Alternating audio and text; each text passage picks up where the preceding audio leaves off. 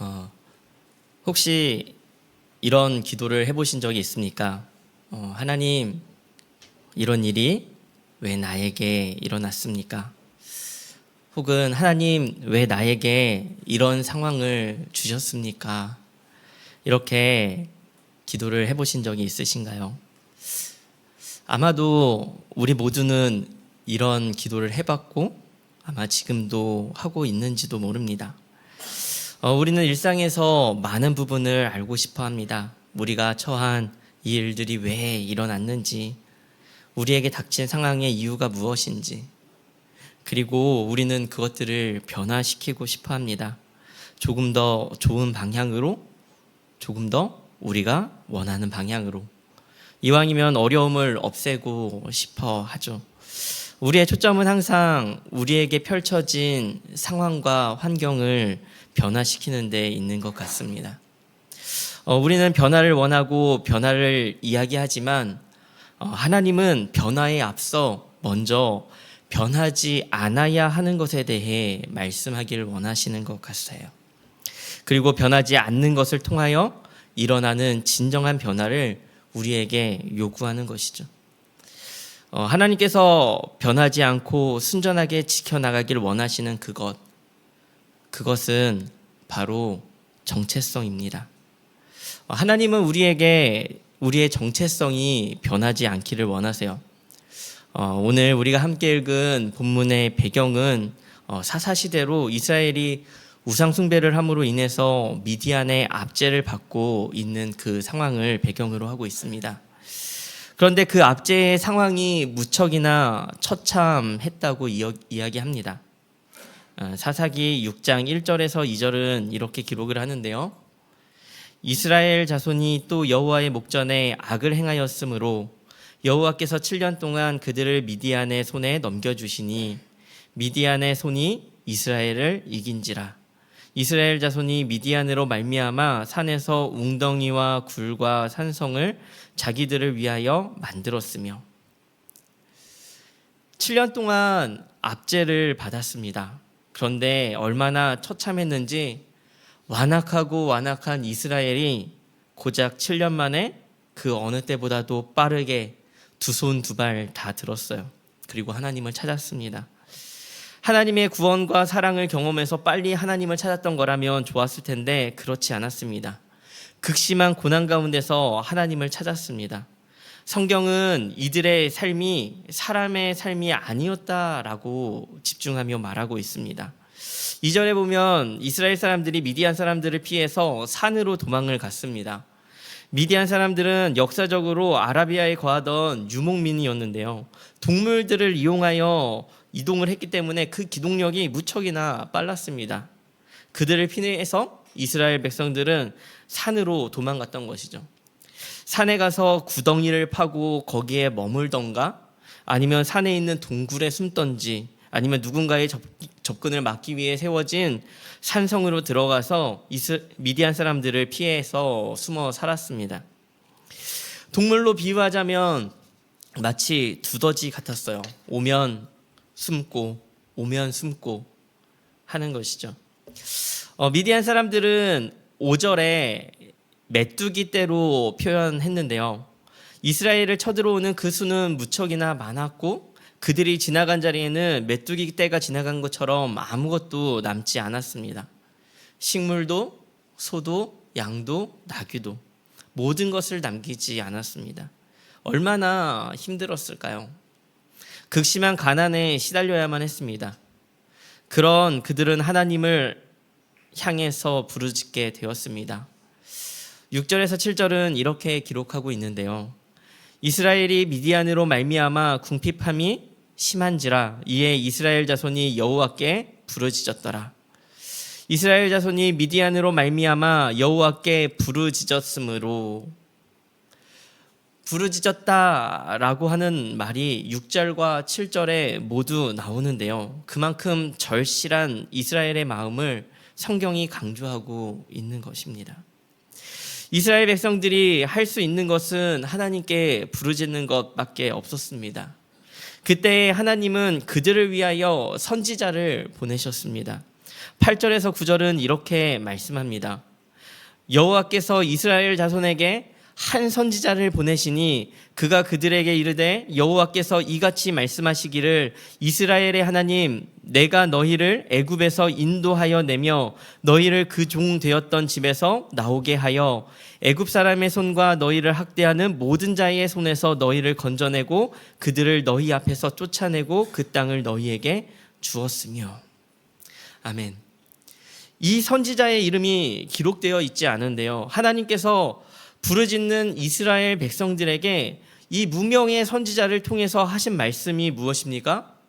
내가 너희를 애굽에서 인도하였고 학대받는 자들의 손에서 건져내었고 가나안 땅의 원주민들을 내쫓고 그 땅을 너희에게 주었다라는 것이에요. 그러니까 이스라엘 백성들은 미디안에게 괴롭힘을 당하는 이 상황과 환경 때문에 하나님께 부르짖는데요, 하나님은 그들을 당장 구원하시기 위해 사사를 바로 보내신 것이 아니었습니다. 선지자를 통해서 말씀을 하시는 거예요. 무엇을 말씀하십니까? 하나님이 이스라엘 백성들을 이전에 어떻게 지키셨는지 기억하라는 거예요. 이스라엘 백성들에게 너희는 하나님의 백성이다 라고 하는 정체성을 말씀하시는 겁니다. 하나님께서 자신의 백성들을 어떻게 돌보셨는지, 하나님의 백성들을 괴롭히고 막는 자들을 어떻게 심판하셨는지 너희가 하나님의 백성이라고 하는 정체성을 먼저 알려주시는 겁니다.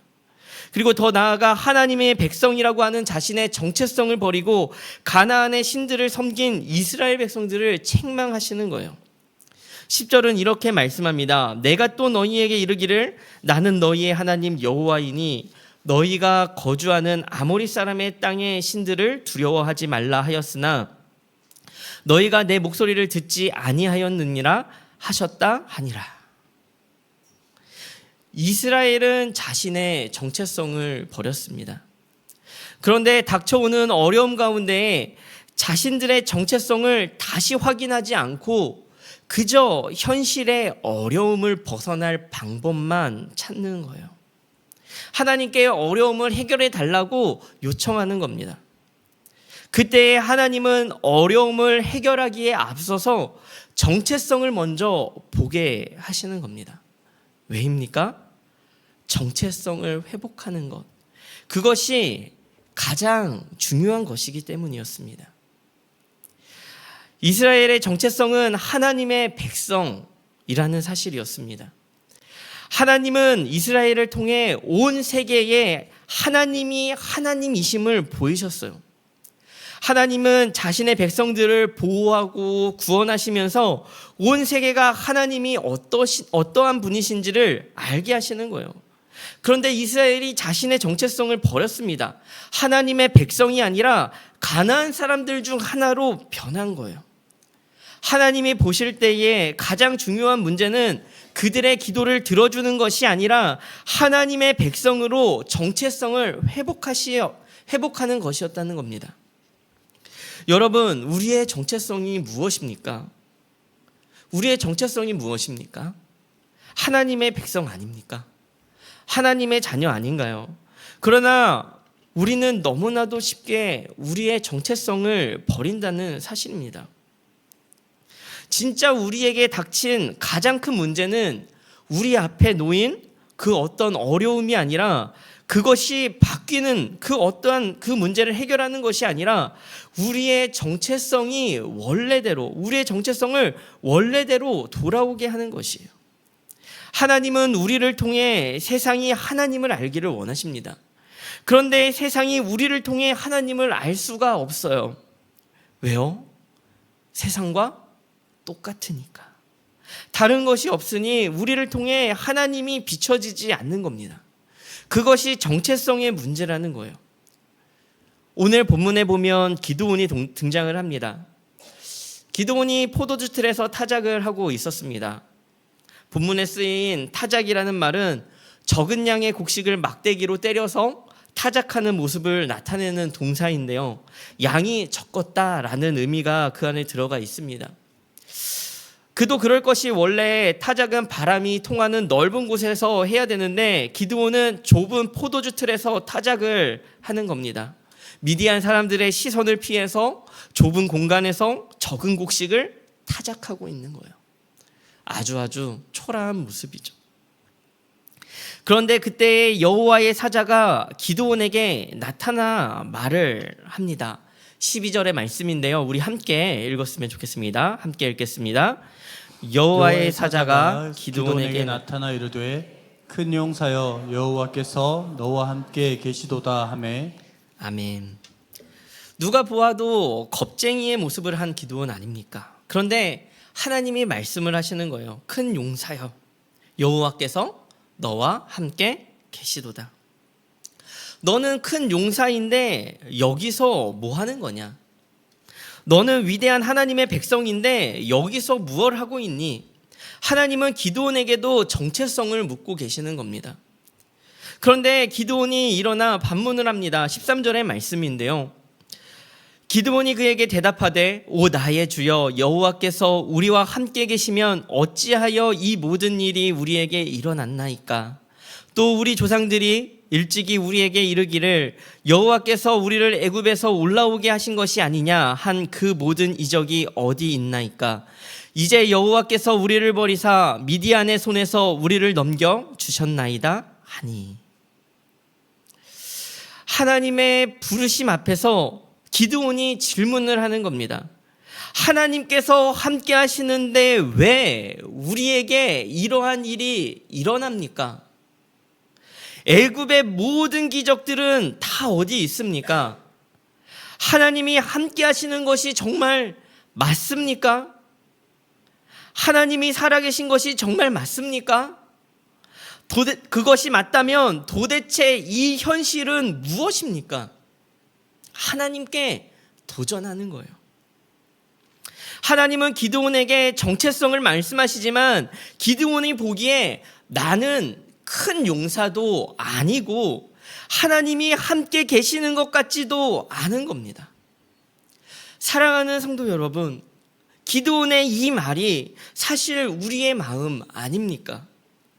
하나님을 믿는데 내 삶은 왜 이리 힘이 듭니까? 하나님을 믿는데 난 왜 이렇게 아직도 마음이 힘든가요? 하나님을 믿는데 왜 나에게 이런 고난이 닥칩니까? 하나님을 믿는데 나는 왜 아직 이러한 모습입니까? 하나님을 믿는다는 것이 도대체 무엇인가요? 하나님을 믿어서 좋은 것이 저 천국에 가는 것밖에 없는 것입니까? 이 세상의 삶이 결코 쉽지 않아요. 그렇지 않습니까? 하나님은 기드온에게 무너진 정체성을 다시 일으키기 위하여 두 가지를 말씀하십니다. 첫 번째는요, 하나님께서 보내셨다라는 것을 기억하라고 하십니다. 14절은 이렇게 말씀합니다. 여호와께서 그를 향하여 이르시되 너는 가서 이 너의 힘으로 이스라엘을 미디안의 손에서 구원하라. 내가 너를 보낸 것이 아니냐 하시니라. 내가 너를 보낸 것이 아니냐. 내가 너를 보냈다. 너를 보내신 분이 누구인지 일깨우시는 겁니다. 14절에 너의 힘으로 구원하라 라고 말을 하지만 문맥 전체를 보면 그 힘의 근원이 어디입니까? 너를 보내신 하나님이라는 것을 밝히고 있는 거예요. 하나님께서 내가 너를 보내었다. 어떠한 상황을 바꿔주시는 것이 아니라 정체성을 다시 세우시는 거예요. 하나님이 너를 보내셨으니 가라. 가라. 이렇게 명령하시는 겁니다. 하나님께서 오늘 정체성을 잃은 우리에게 무엇라 말씀하십니까? 내가 너를 보내었다 라고 하시는 거예요. 우리는 힘든 상황들을 봅니다. 때로는 나의 능력을 바라봅니다. 그러나 하나님은 말씀하세요. 내가 너를 보낸 것이 아니냐. 하나님께서 어디로 보내셨습니까? 가정으로, 가정으로 보내신 분이 하나님이시요. 직장으로 보내신 분도 하나님이십니다. 내가 불평하고 불편해하는 그 사람 옆으로 보내신 것도 하나님 아닙니까? 우리는 왜 나를 이곳에 보내셨습니까? 원망하고 두려워하지만 하나님께서 보내신 그 자리에 하나님께서 보내신 뜻이 있는 거예요. 우리를 통하여 하나님이 드러나는 것, 그것이 우리의 정체성입니다. 가라, 하나님께서 명령하셨듯이 여러분 하나님께서 보내셨다고 하는 그 확고한 신념을 가지고 나아가야 하는 것입니다. 나보다 상황과 환경이 좋은 사람들은요, 이 세상에 차고 넘쳤습니다. 나보다 돈이 많은 사람도 많습니다. 나보다 지혜로운 사람이요, 그것도 많습니다. 그런데 왜 나입니까? 왜 나입니까? 하나님께서 보내신 사람이 나 아닙니까? 그것이 나의 정체성이에요. 하나님께서 나를 보내신 소명이 우리에게 있습니까? 하나님께서 보내셨다라고 하는 그 정체성을 기억하는 우리가 되기를 간절히 소망합니다. 하나님은 기드온의 그 무너진 정체성을 다시 일으키기 위해서 하신 두 번째는 하나님께서 함께 하신다는 것을 기억하라고 하세요. 16절의 말씀입니다. 여호와께서 그에게 이르시되 내가 반드시 너와 함께 하리니 내가 미디안 사람 치기를 한 사람 치듯 하리라 하시니라. 아멘. 하나님의 약속입니다. 내가 너와 함께 하리라. 사랑하는 여러분, 우리의 예수님도 마태복음 28장 20절에서 하늘로 승천하시면서 우리에게 남기신, 우리에게 유언처럼 남기신 그 마지막 약속의 말씀이 내가 세상 끝날까지 너희와 항상 함께 있으리라 하신 것 아닙니까?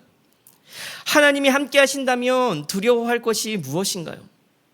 우리의 정체성은 결국 두 가지의 믿음을 통하여서 확립되어지는 것입니다. 첫 번째는 하나님께서 나를 보내셨다 하는 하나님의 부르심이고요. 두 번째는 하나님께서 나와 함께 하신다라고 하는 그 믿음입니다. 그것이 우리의 정체성이에요.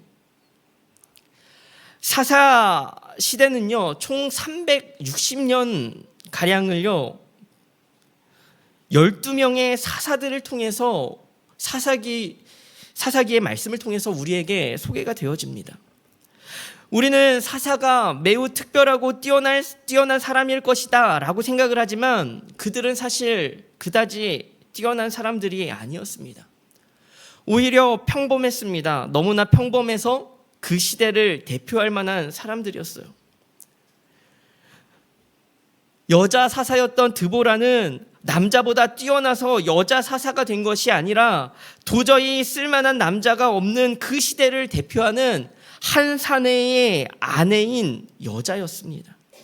하나님은 그 시대를 대표할 만한 한 사람을 사사로 세우셨어요. 어떻게 보면 오늘 본문에 등장하는 기드온도 뛰어나기보다는 오히려 너무나도 평범한, 그 시대에 누구나 미디안 사람들을 두려워하던 그 사람 중에 한 사람이었습니다. 그 시대를 살아가는 인물이었기에 하나님은 그 한 사람을, 그 평범한 한 사람을 택하셨습니다. 하나님은 사사를 12번이나 반복하며 세우시고 이스라엘을 12번이나 구원하셨지만 이스라엘은 그 12번의 구원을 받으면서도 믿음이 성장하지 않았어요.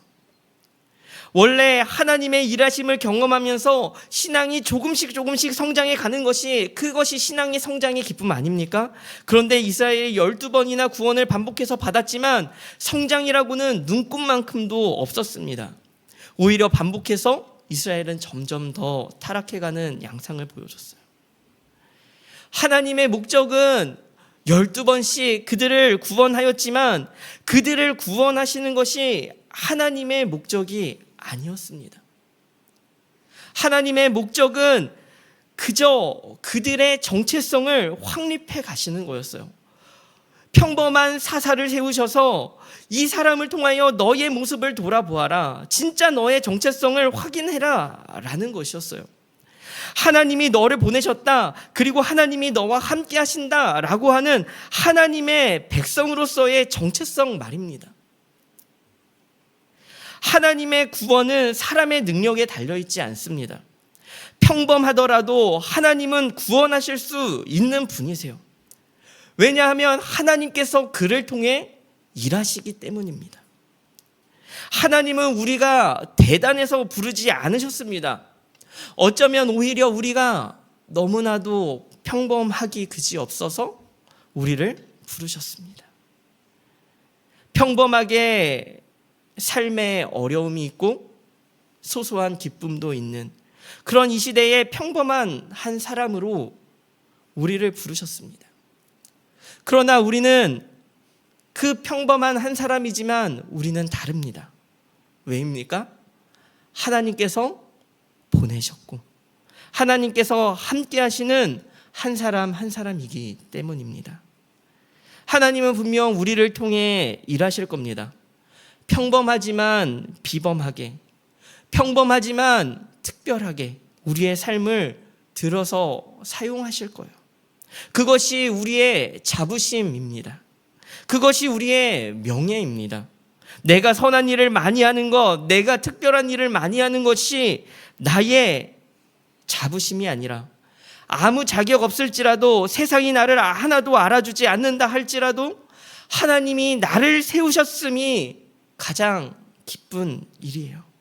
하나님이 나와 함께 하심이 가장 뿌듯하고 기쁜 삶입니다. 하나님의 백성의 정체성을 지닌 우리가 되기를 간절히 소망합니다.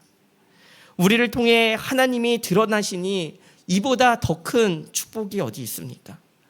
하나님께서 분명 그렇게 이루실 겁니다. 그러니 그것을 믿고 나아가는 우리가 되기를 간절히 소망합니다. 겁쟁이 기드온을 하나님께서 세우심 같이 12번이나 끈질기게 이스라엘 백성들의 정체성을 다시 세우심 같이 오늘 우리를 보내시고 함께 하시는 그 하나님을 의지하며 하나님의 백성으로 한 걸음 내딛는 우리 모든 성도님들이 되시기를 간절히 축원합니다.